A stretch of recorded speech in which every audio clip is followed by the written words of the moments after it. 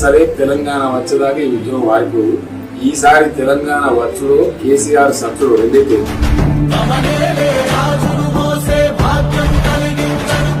రాష్ట్ర ఏర్పాటును ప్రకటించి తీరాలే, లేకపోతే నేను ఆమరణ దీక్ష కూర్చుంటాను.